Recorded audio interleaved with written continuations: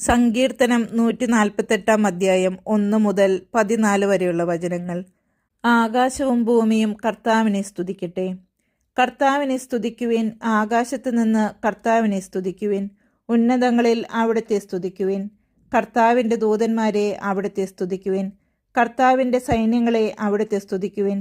സൂര്യചന്ദ്രന്മാരെ അവിടുത്തെ സ്തുതിക്കുവിൻ, മിന്നിത്തിളങ്ങുന്ന നക്ഷത്രങ്ങളെ അവിടുത്തെ സ്തുതിക്കുവിൻ.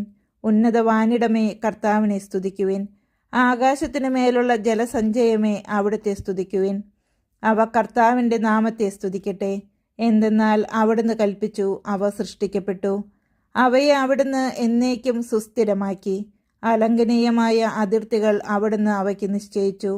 ഭൂമിയിൽ നിന്ന് കർത്താവിനെ സ്തുതിക്കുവിൻ, കടലിലെ ഭീകരജീവികളെ, അഗാധങ്ങളെ കർത്താവിനെ സ്തുതിക്കുവിൻ. അഗ്നിയും കന്മഴയും മഞ്ഞും പൊടിമഞ്ഞും അവിടുത്തെ കൽപ്പന അനുസരിക്കുന്ന കൊടുങ്കാറ്റും കർത്താവിനെ സ്തുതിക്കട്ടെ.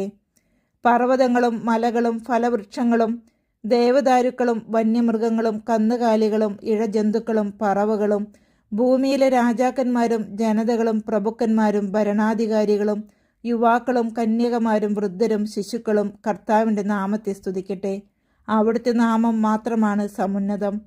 അവിടുത്തെ മഹത്വം ഭൂമിയെയും ആകാശത്തെയും കാൾ ഉന്നതമാണ്. അവിടുന്ന് തൻ്റെ ജനത്തിനു വേണ്ടി ഒരു കൊമ്പ് ഉയർത്തിയിരിക്കുന്നു. തന്നോട് ചേർന്ന് നിൽക്കുന്ന ഇസ്രായേൽ ജനത്തിൻ്റെ മഹത്വം തന്നെ. കർത്താവിനെ സ്തുതിക്കുവിൻ.